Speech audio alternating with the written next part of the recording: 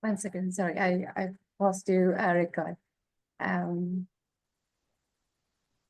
Yeah. Our first speaker for the day is Pablo Mendez, a senior researcher at the Spanish Research Council and the leading ILTER to Unlock initiative.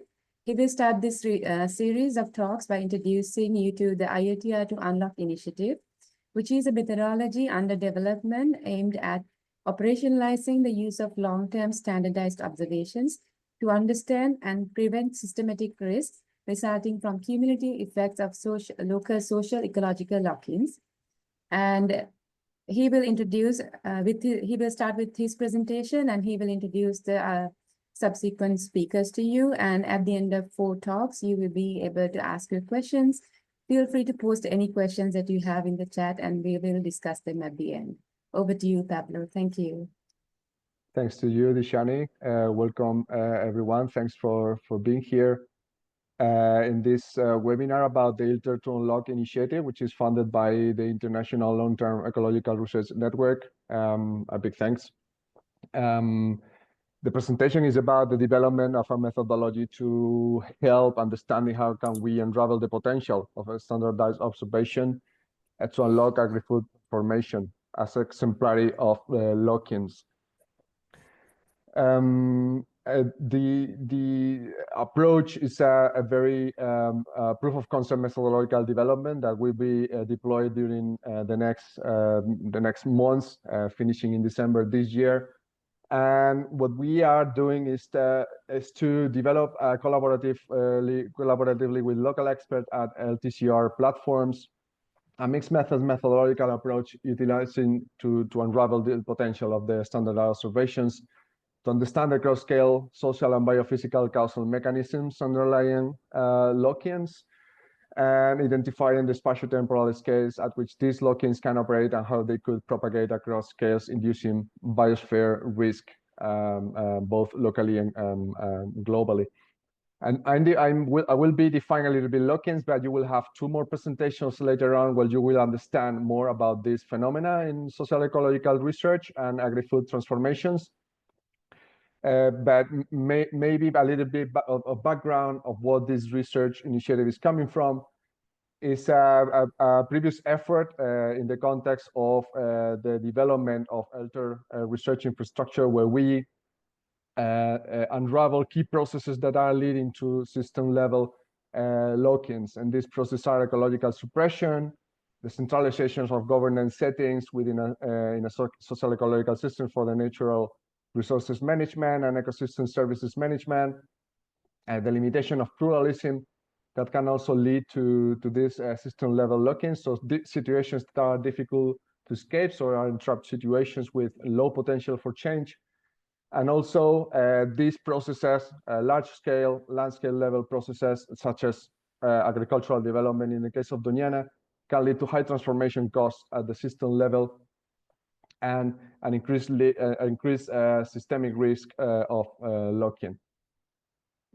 In this initiative, we are shifting the focus from the system level and the focus on just the boundaries of long-term research platforms to multi-scale analysis of lock-ins, utilizing the agri-food sector as exemplary for multi-scale lock-ins that can propagate from the local level to across value chains and the food system.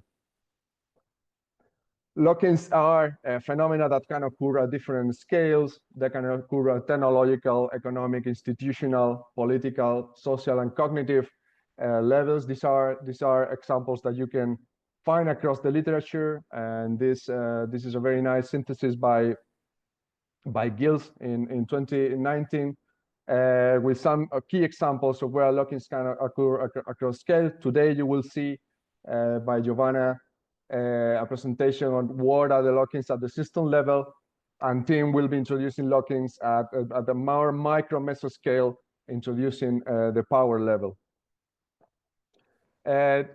Conceptually, we conceive social ecological research in this project as local interacting human biophysical components at the local level that have emergent properties, with governance and policy and institutional arrangements being part of these emergent processes.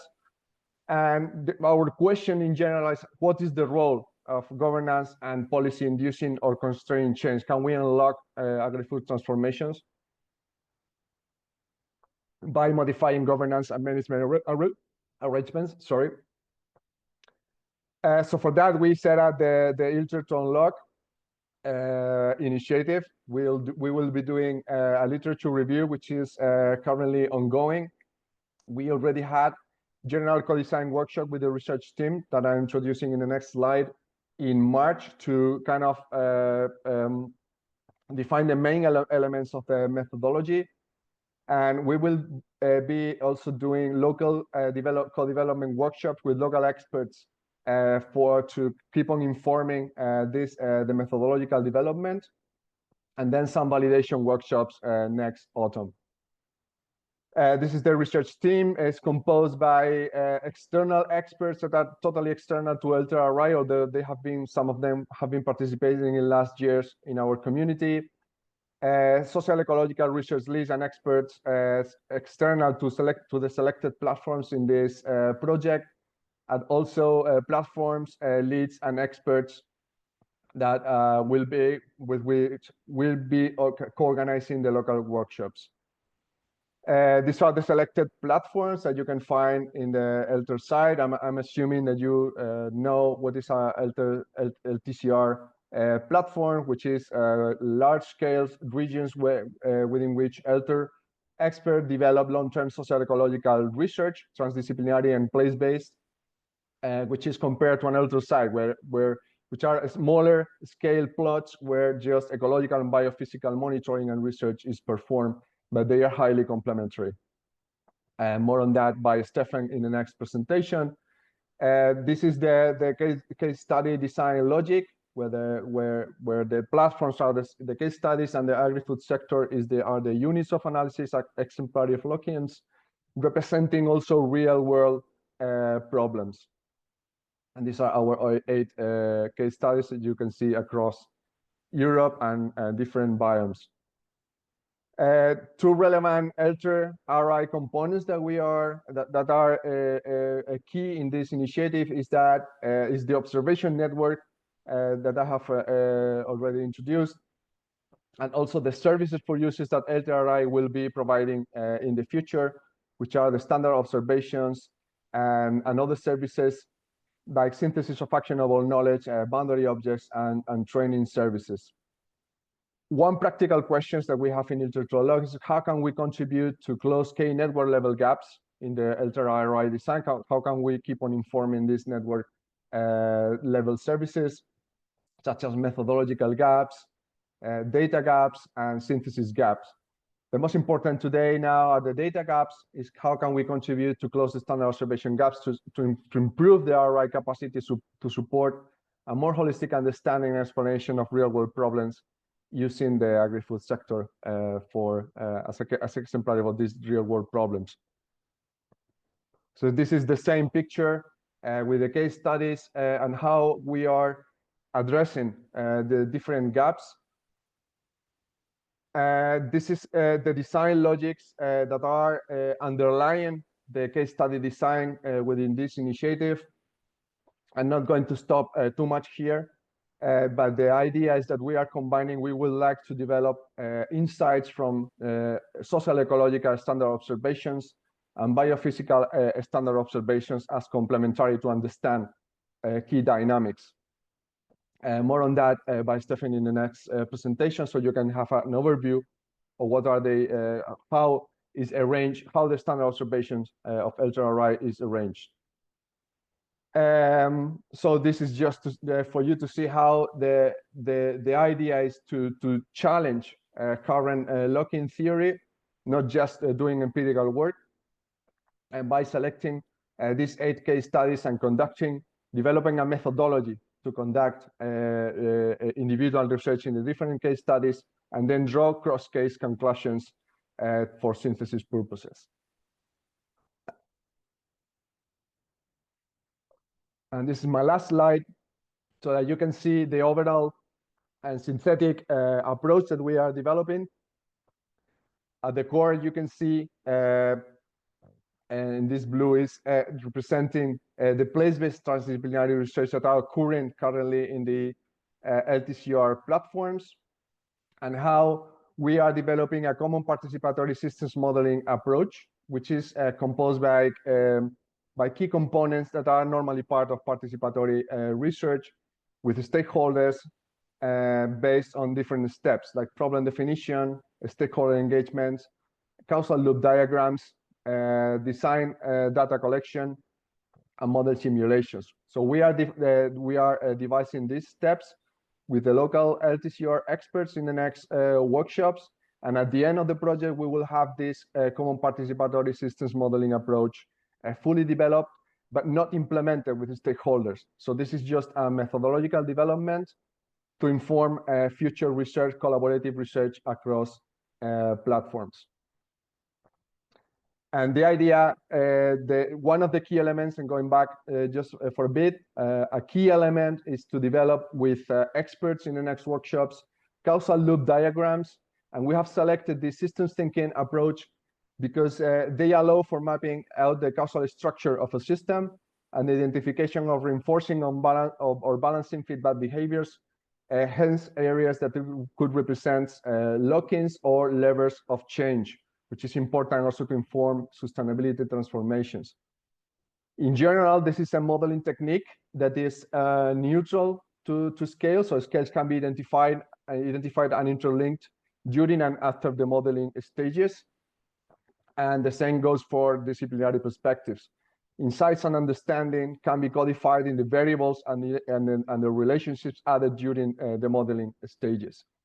And it also allows to identify common elements while remaining context sensitive. This is important because the idea is not to impose a top-down design over the platforms, but also being informed by the context and the historical transdisciplinary processes that are being developed throughout the years in those regions by local experts and stakeholders.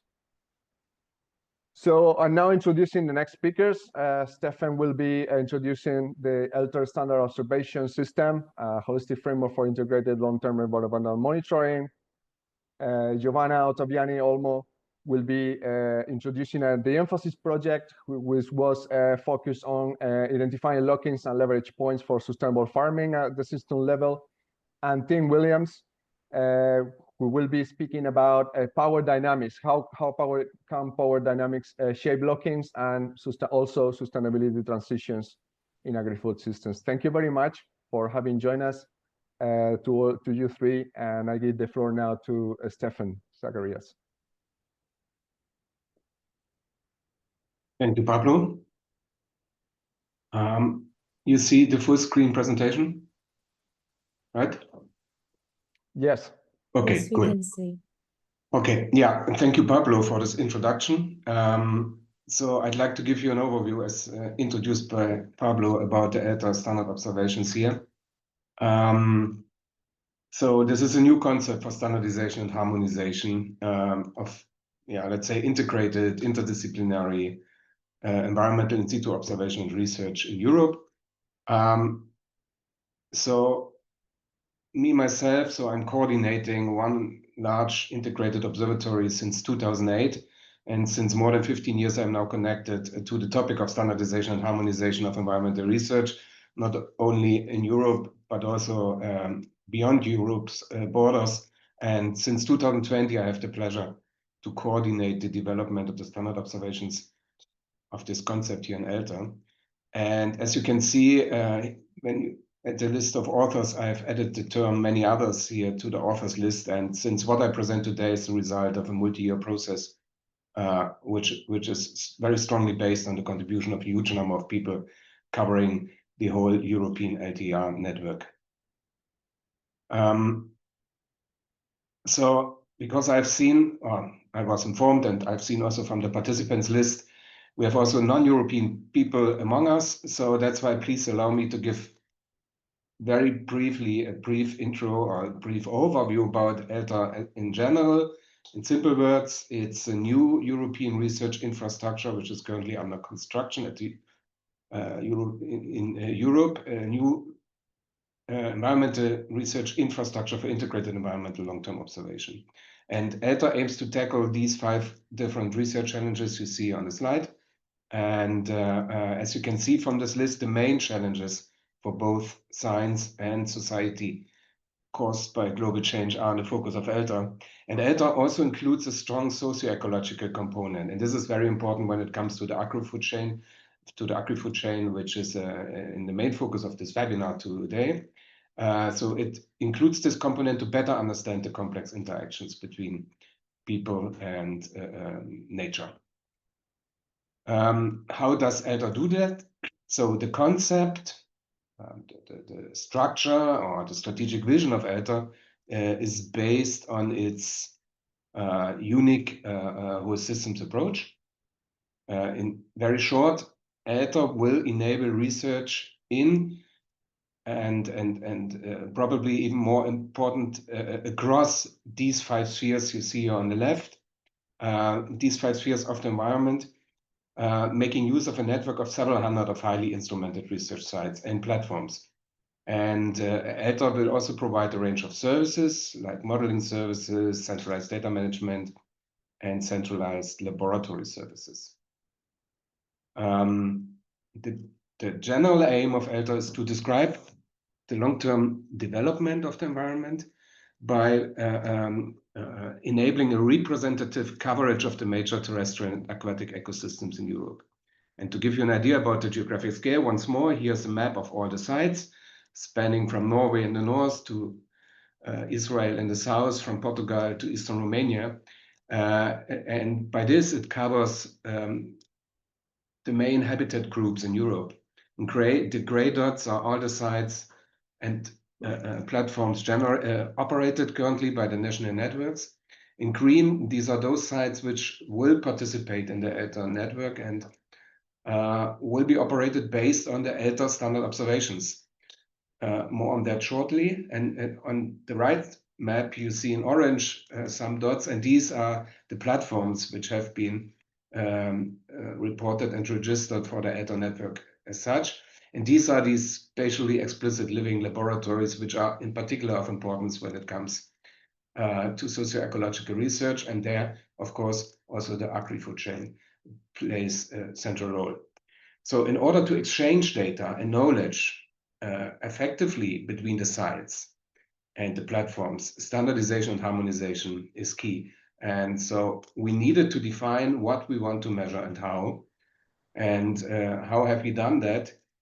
In ILTER, we have defined something what we call the ILTER standard observations. And when we talk about ILTER standard observations in ILTER, then we target here at the trinity of the type and the scope of the environmental variables we want to record on the one hand, but also on the other hand, on the methods and the protocols we want to apply.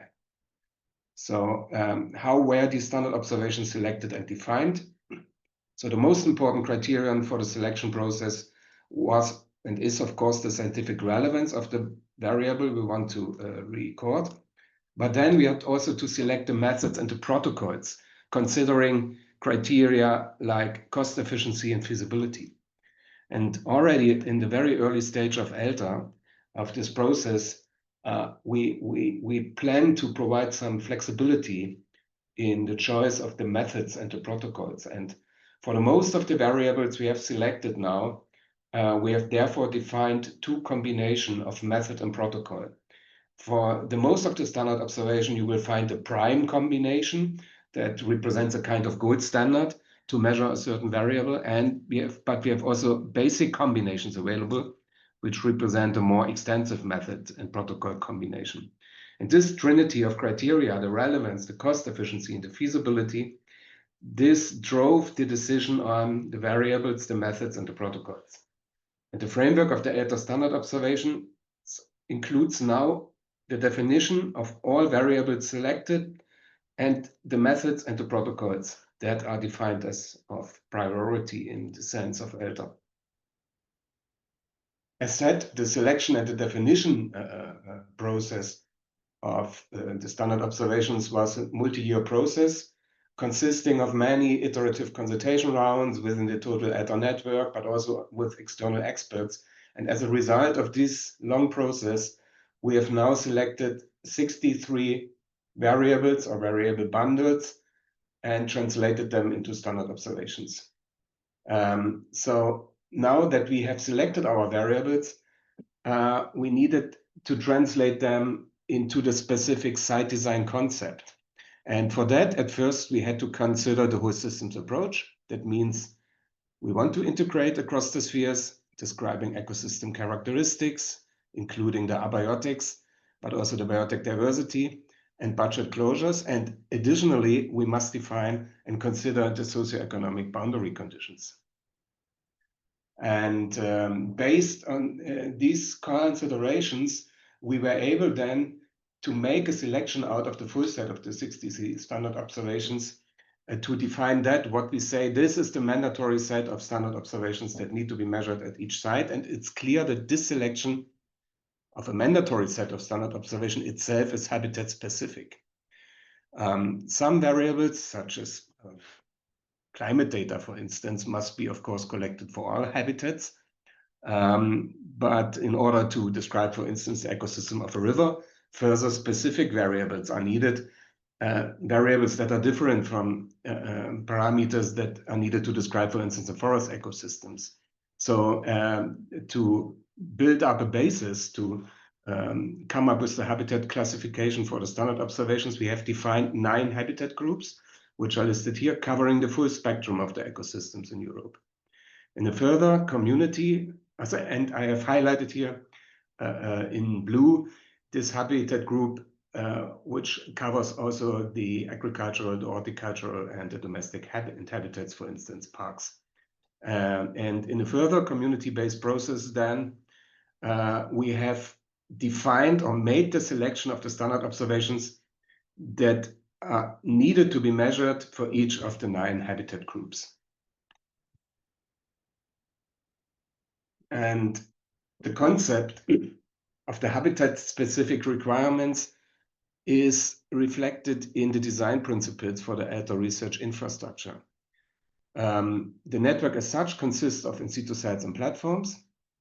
And to achieve the design goals, in particular, the representative geographical coverage, 2 categories of sites and platforms have been defined. We have category 1 sites and platforms. These are the sites and platforms designed for the highest operational excellence. You could see them as highly instrumented sites, maybe, or master sites. But to achieve the sufficient spatial coverage, these elements will be combined with other less instrumented category 2 sites. So the fully instrumented category 1 sites or platforms can be seen as focal points for highly instrumented research. These are sites which are ideally co-located with other experiments or other research infrastructures, while the category 2 sites and platforms cover major ecosystem processes, less intensively instrumented, and they complement the category 1 in order to achieve an appropriate spatial and geopolitical coverage. So the framework of the standard observation provides now the basis to define the mandatory criteria for each sites and platforms. And each of the ILTER sites and platform, in the sense and in the following the vision of the holistic whole systems approach of ILTER, has to cover all spheres, but with different intensities. And you see here an example how the framework of standard observations can be used, or has been used, to define the requirements for the standard for the category 1 and 2 sites or platforms. Category 2 sites normally have to measure, 30 to 35 standard observation, while if you want to transform this site into a category 1 site, you have to add some additional variables, and in the end you end up with 35 to 45 standard observations that are needed to be measured here. So the framework of standard observation provides by this the criteria, the labeling criteria for each of the site and platform categories. You see here an example for a category 1 site, which is a forest site, which has a focus on hydrological research and atmospheric research. And this is reflected then by the composition of the standard observation, which are drawn from the full set of the ILTER standard observations. And here you can see the list of standard observations that is defined for the habitat group of vegetated man-made habitats.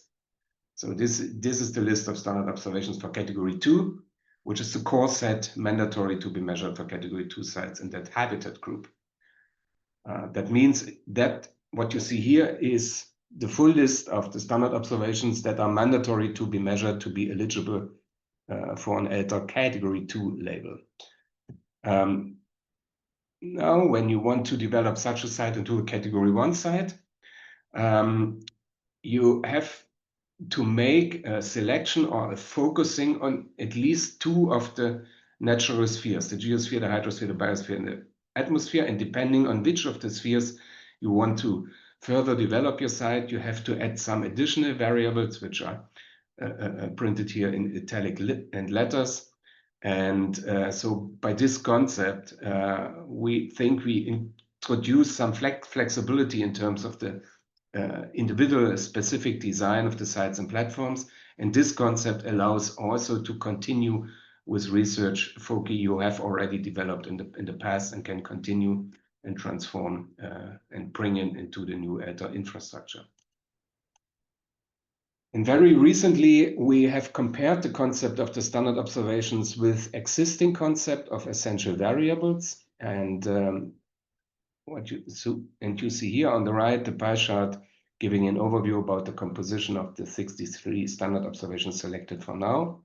And on the left, you see now a graphical representation how the standard observations compare to some of the existing essential variable concept. And as you can see, ILTER standard observations cover a very broad spectrum of these essential variables.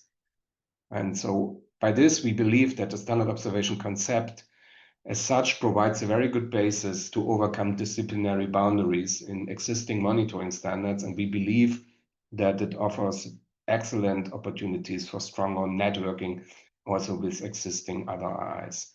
And this brings me to my last slide. You see here the complete list of all 63 standard observations selected and defined by ILTER. And this overview is also accessible via the link given at the bottom here of the slide. And with that, I thank for your attention. Thank you very much, Stefan. We give now the floor to Giovanna Ottaviani. Thanks, Giovanna. Hello. Can you see my screen? Yes. Yes, good. I hope everybody's still awake. I know it's an early morning somewhere, like for Disham, and it's a bit later in Europe, so we are in the siesta time. So just to add on the amount of details that you're going to get now, I will give you a bit of an insight on what we have been doing in emphasis. I work for the Norwegian Institute of Bioeconomy Research, and we are a work package leader for work package 2 in the project emphasis. And what we're going to do is that we will look at how what emphasis is aiming at. And then we will look specifically into work package 2, which is the work package that we have been leading. Then basically we will look at how in emphasis we have been using this system thinking to sort of gather the information that we needed and solve some problems. So the goal of emphasis is to stimulate the just and robust transition to sustainable, productive, climate-neutral, biodiversity-friendly, and resilient farming systems by combining systemic, behavioral, and experimental research to identify lock-ins and levers, test the interventions that we have been identifying, and then co-design policy mixes and business strategies. The project is organized into 9 work packages over 48 months, so it will come to an end next year, August. And as you can see, with a complex net of interconnections between all the activities. Again, this is the focus of today. And what we have been doing in work package 2 is to basically apply initially system thinking to uncover what Pablo has been introducing already, the key lock-ins. So this sort of self-reinforcing feedbacks that are preventing change. And then also the strategic intervention points, which we define as levers. And this was done at the EU-wide food system level, so only within the EU.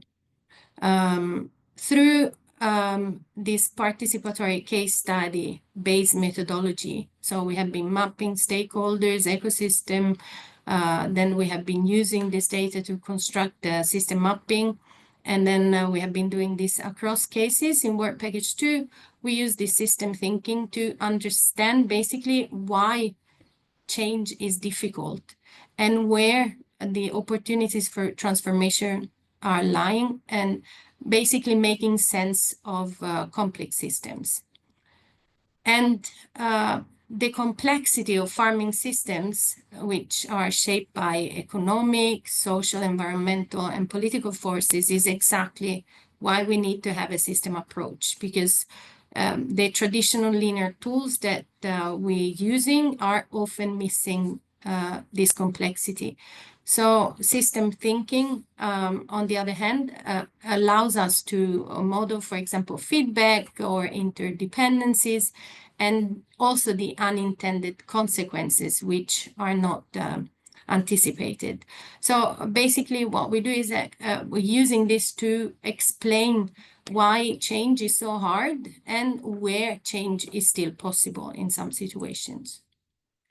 In emphasis, we had 10 case studies that were focusing on different aspects of farming systems that are relevant for the current EU situations. So some, for example, were linked to livestock, like in Germany and Germany, yes. Others were linked to consumers' attitudes in Greece and policies, and other two, for example, organic farming.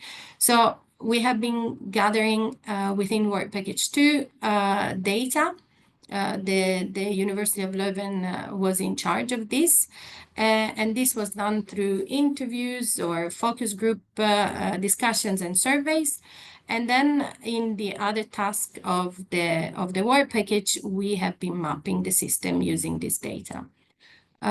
So this is the example of how the data was collected. So we basically drafted within emphasis a specific framework in collaboration with all the partners.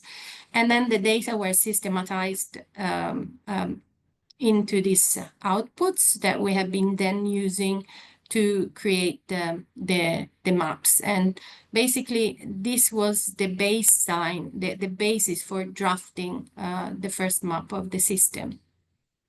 So Tim will talk after about somehow what we did independently from him, because we don't work together, but what we did in these value network maps, where basically you understand how the actors are also influencing each other.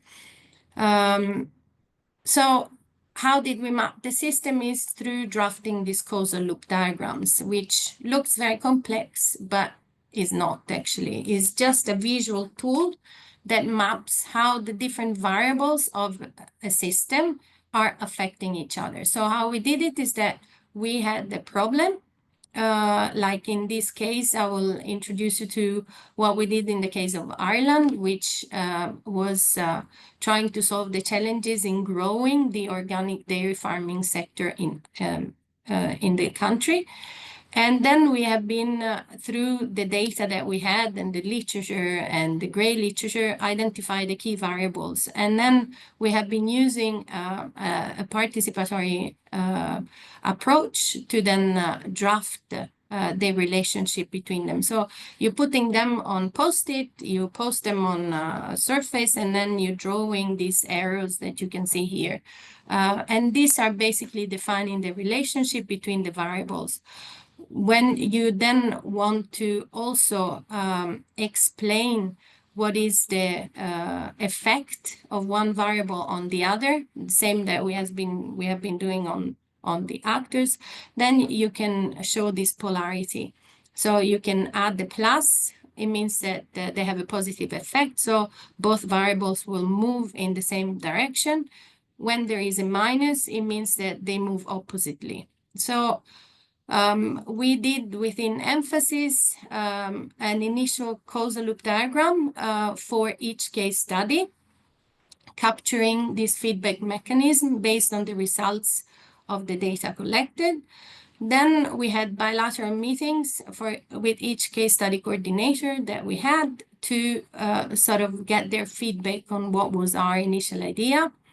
And then in the final version, we also used some mathematical approach like structure equivalent analysis to sort of create the logical static picture of the farming system.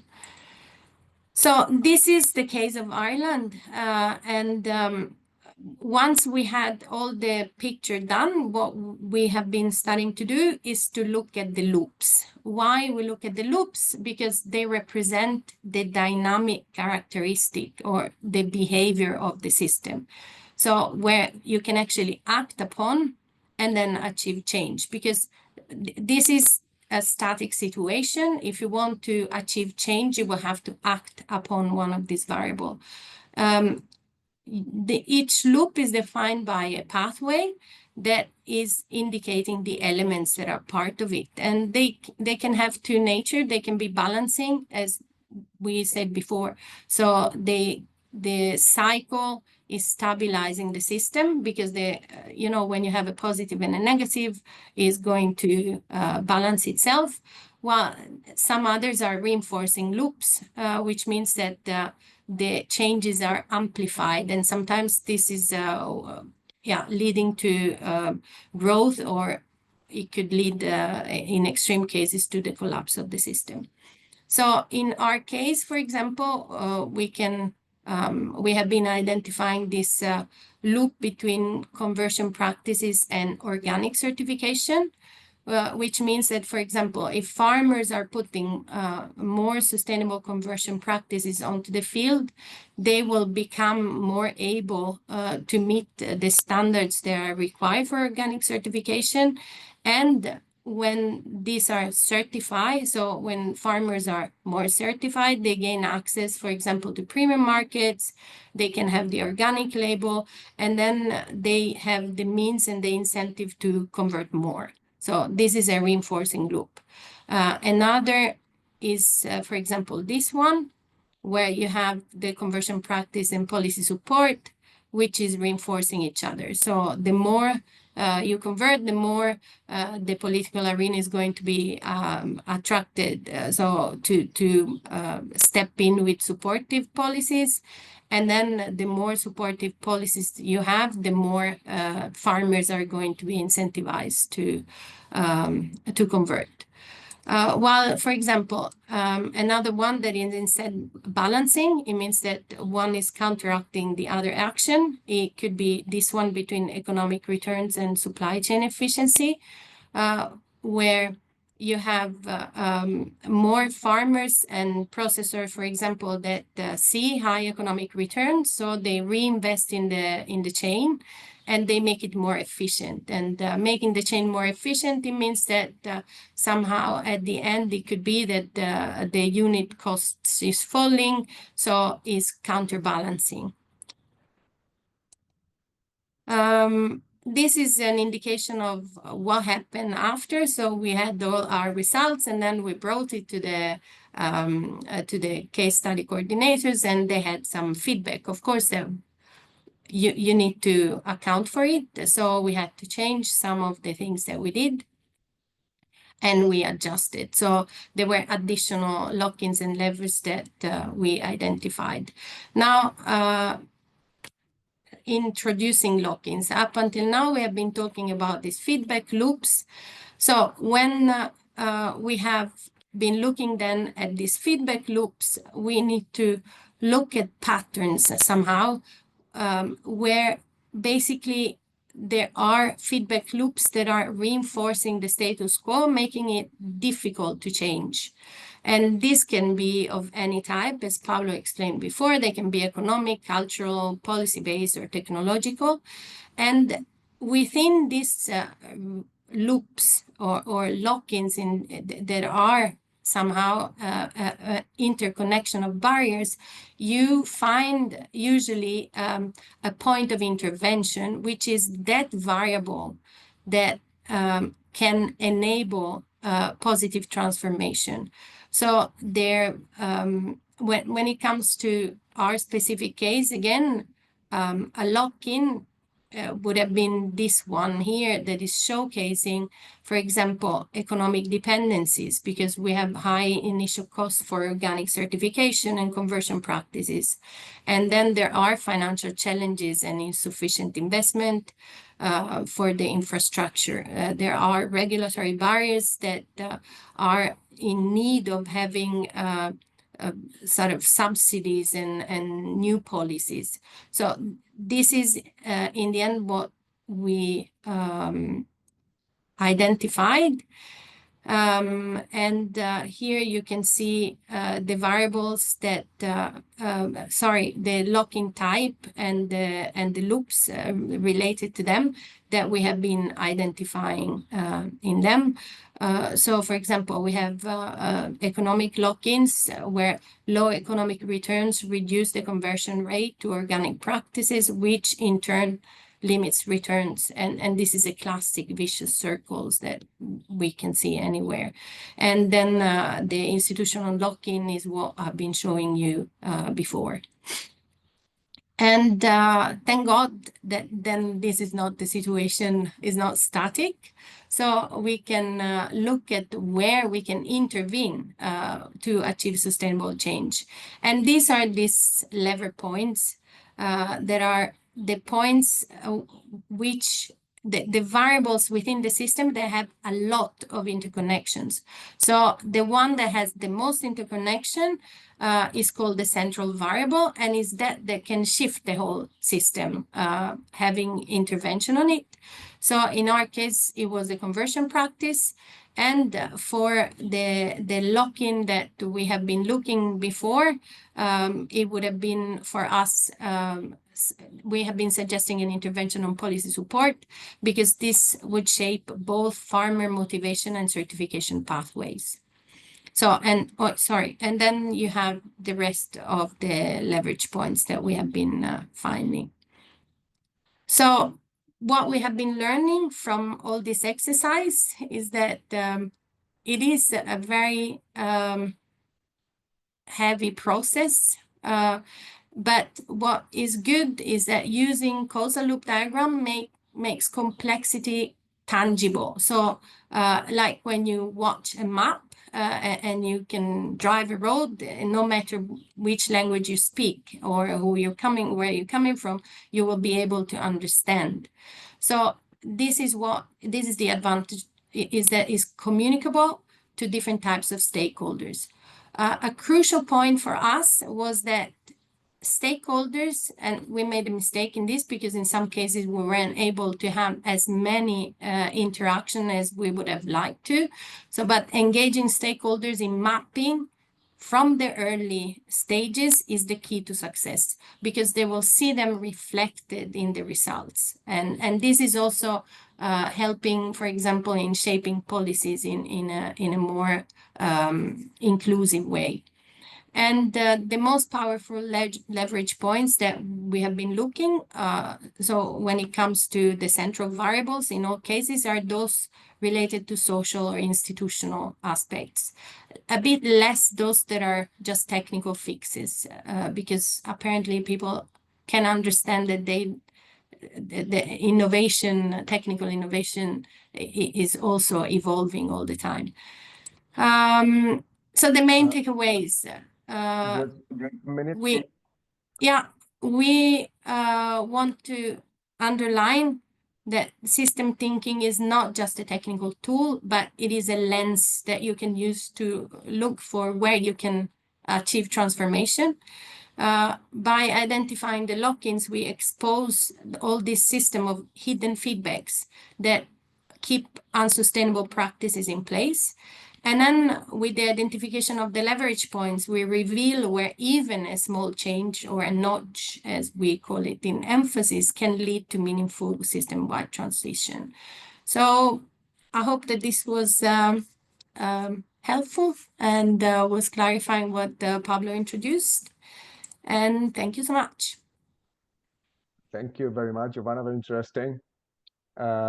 We now go for Tim. Tim, the floor is yours. Thank you. Yeah, thank you. And in the interest of time, I'm going to talk quite quickly and get straight to it. So hopefully everybody can follow me. I'm going to talk about my work that has been focusing on power within networks of actors in agri-food systems. So kind of the overall context of this workshop is focusing on this idea of lock-ins and maybe also transitions in agri-food systems. We've heard already about the role of standardized observation and causal loop diagrams in this. And I'm going to talk about two projects today, which is a bit ambitious, so I'm going to talk fast, about two different approaches that we could use perhaps for understanding lock-ins and transitions. First is synthesizing empirical case studies, and the second is sort of spatializing this on maps.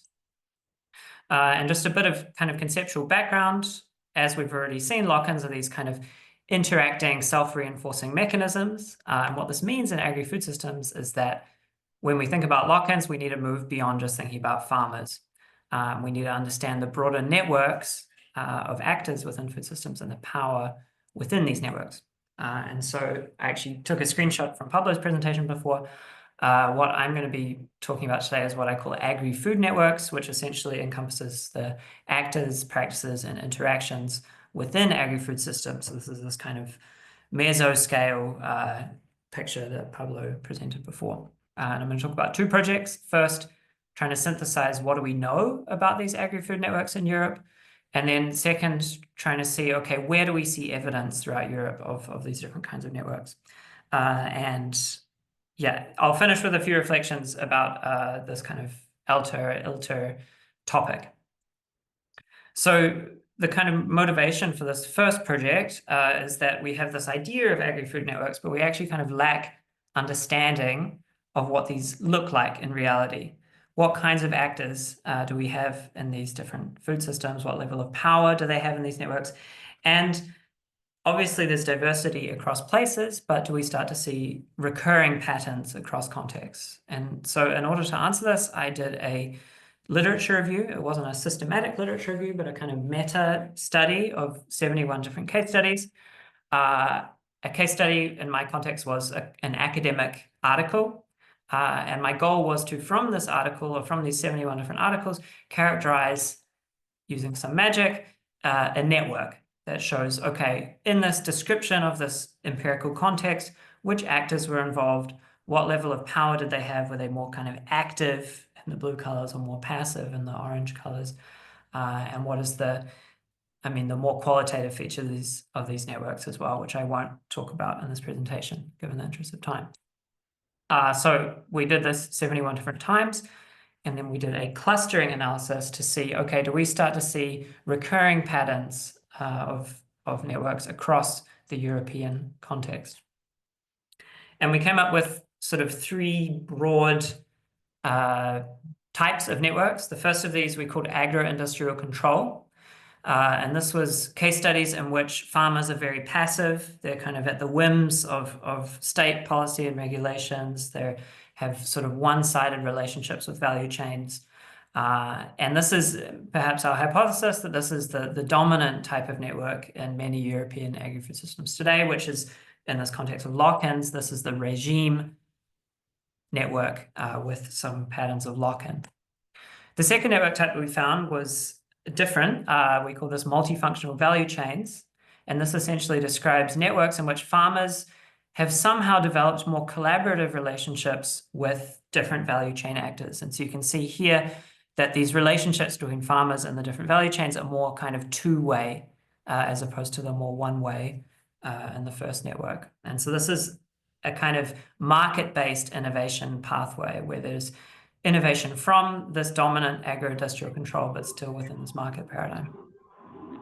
The third network we called civic food networks, and this describes more innovation within society and perhaps also direct trade between farmers and consumers, supported also by state actors still, as in the other networks, but here more of a role of civil society organizations.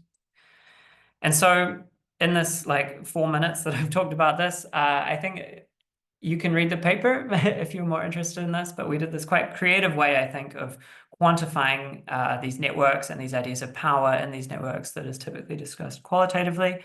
There are, of course, trade-offs and limitations. We're only discussing what's documented in the literature. That's not necessarily representative of everywhere. There's a lot of subjectivity, a lot of simplifications that had to go into it.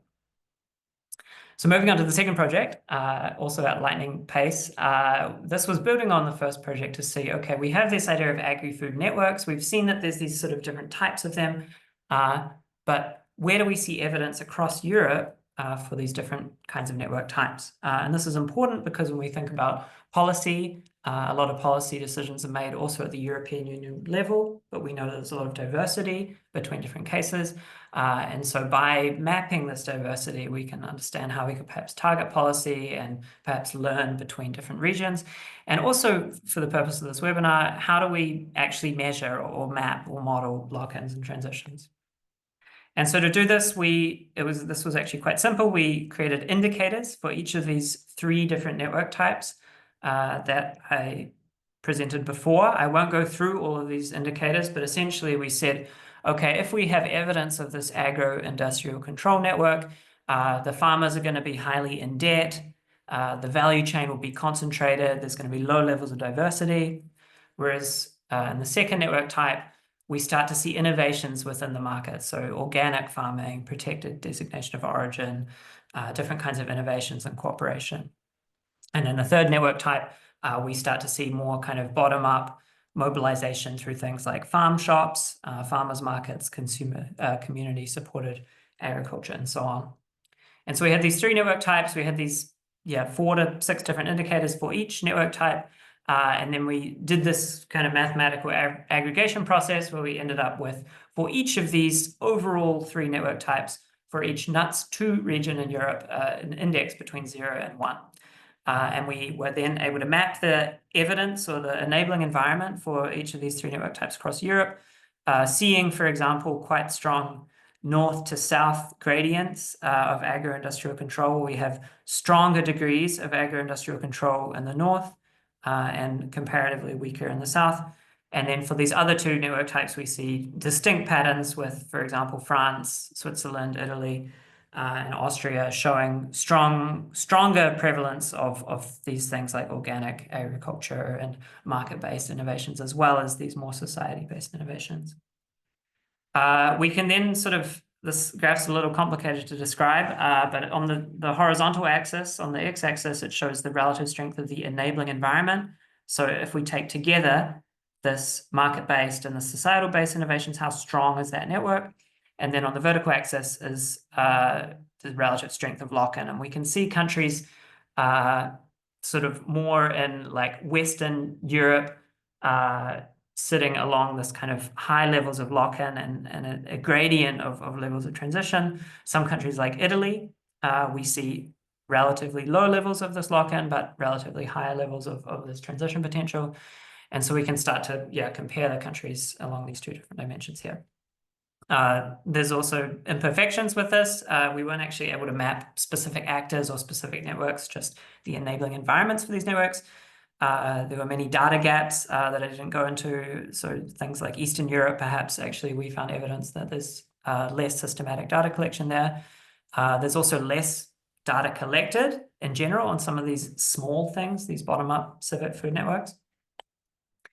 And so for some final reflections, bringing back to the context of this webinar and hopefully opening space for a couple of questions and discussion, these 2 different projects have shown that there is a big diversity across places throughout Europe, but there are these common patterns. And so I think what Pablo is talking about and what we're also hearing about in these other presentations are these multi-case study approaches. These can be really useful for helping to characterize this diversity. And then second, both of these studies that I talked about were static. And I think in the context of this long-term observation that we heard about, I think there's a real need and a real lacking of data for kind of data over time of some of these social political dynamics.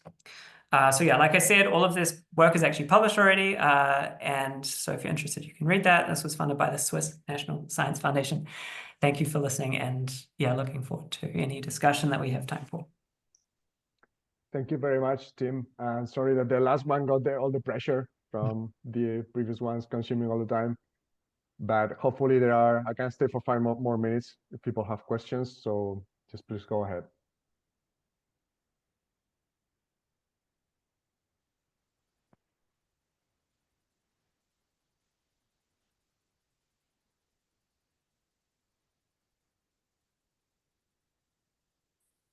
No questions from the audience?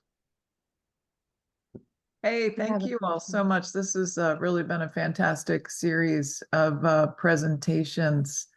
I'm really heartened to see the call for long-term observations in social, political, and sort of governance data.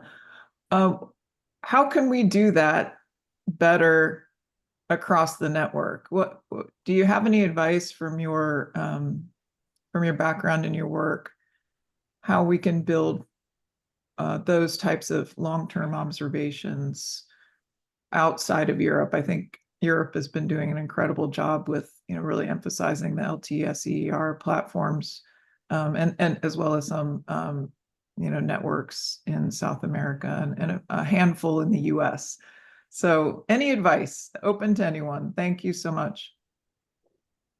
I can go first. In general, well, I think that there are many things we can do, but thinking about standardized observation and maybe with a focus on my expertise, which is more on governance and also on sociopolitical context, socioeconomic context, is to keep on improving and do not kind of early close the opportunity to keep on developing these standard observations because in the case of ILTER RI, we have to start implementing them soon.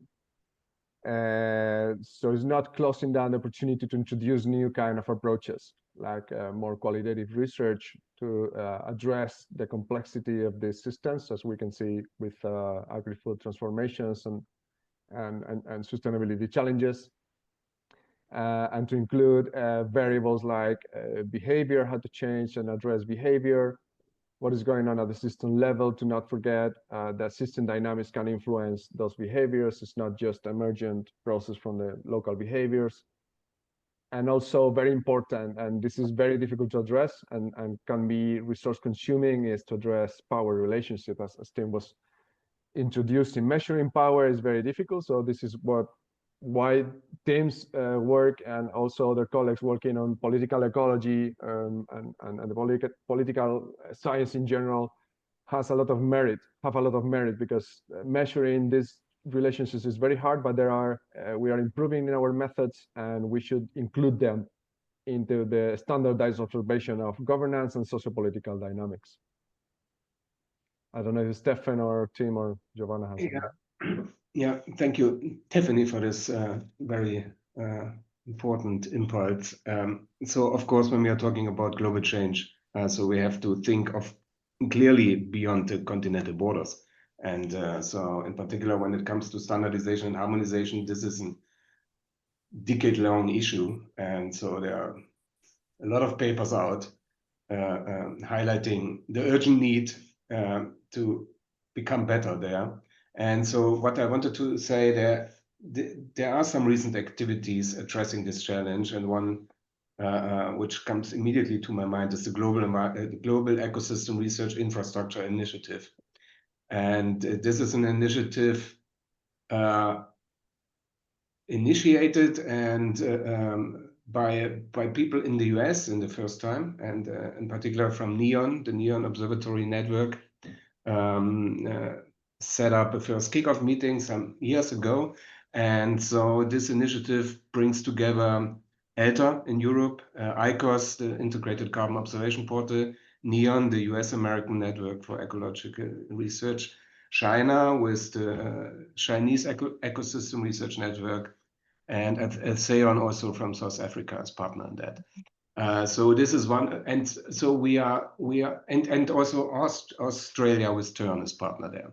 So this is really a global initiative now. And so we are working on different work packages there. And one of that is, for instance, aligning the standards regarding the environmental observation. But when we are talking about globalization of environmental research, we are always confronted with the fact that although there are strong activities at the continental scale in some countries, we are lacking a lot of these infrastructures in the global south. And so this is a known issue for decades now also. And there is another initiative very recently started also with support from the National Science Foundation in the US. It's called GANI, and this aims to incorporate, or let's say build up partnerships in particular with these decentralized bottom-up grassroots in infrastructures which are in the global south available but are not organized institutionally and are not that visible in the global context. And so the idea is to bring together these strong institutionalized global, let's say, or continental research infrastructures with these smaller, independent, decentralized research networks at the global scale to fill some of the critical gaps, let's say, to bring in our expertise and support them to develop, or let's say, align with standards which have been established in other parts of the world already. These are two activities I can mention. Yeah. Thank you. Thank you. Thanks, Stefan. Any other insight from Dean, Giovanna? How would you? Okay. I saw Klaus' hand raised. I don't know if you have any question, Klaus. If not, there is a comment in the chat by Susan Jansen. Any comments on addressing behavior change methodologies in developed high-income versus low-income context? I don't know if you refer to methodologies to incentivize change in behavior or to understand behavior. I guess is the first. I'm not an expert in behavioral change, but I know work done in this regard. And I think from my limited view from European research, in European high-income countries, maybe political policy support is not maybe the most constraining, because there is a lot of support over the last 2 decades, 3 decades, and there's a shift to give more and to empower local communities, to empower stakeholders, to empower local initiatives. This kind of shift from government to local governance, to transfer governance and power to local communities and stakeholder involvement. And I think in low-income countries, maybe this is not so easy. And this work has to really happen and to keep on continuing empowering these communities, and to understand that you have to really implement methodologies that are highly participatory, which is happening all around the world. And so I think it's kind of different approaches.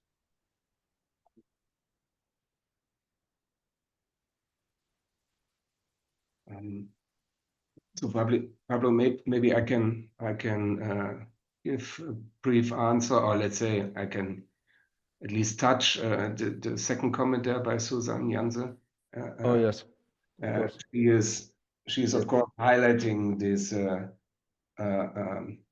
very critical challenge of the long-term availability of resources to operate and to implement what we are developing here. When we talk about the standard observations, we are aiming for something that is in place and running more than 15 years. So this is our vision. And of course, this all depends upon the resources available, in particular the staffing resources too. And so for ILTER, of course, this is only possible within the context and the institutional framing of this S3 infrastructure organization. So because then we put, let's say, the responsibility for the long-term operation also at the national scale, at the ministry level. So because the S3 infrastructures, in terms of the way and how they are organized, are owned by the contributing nations. And so there is some responsibility of the ministries here that depends from country to country, but this is one way to tackle that, let's say, to get the political support. And there S3 is a good initiative. It's strong enough and it represents the political will of the European Commission, and that brings some momentum and power to get your ministries convinced about that. But another more practical aspect is that this is, of course, one of the most critical points also when you look at the existing essential variables concepts. They represent, so these are nice concepts, but they represent very academic perspectives on topics. And so I'm not aware of any network which has realized one of the essential variables concept and translated them in situ observation and has it running for a longer time now. So the reason is that this academic perspective is good from the system understanding, but it's hard to, if not impossible, to realize to translate them into an in situ design, which is supposed to run for several years. So therefore, when we have developed our standard observations, we were completely aware of this issue.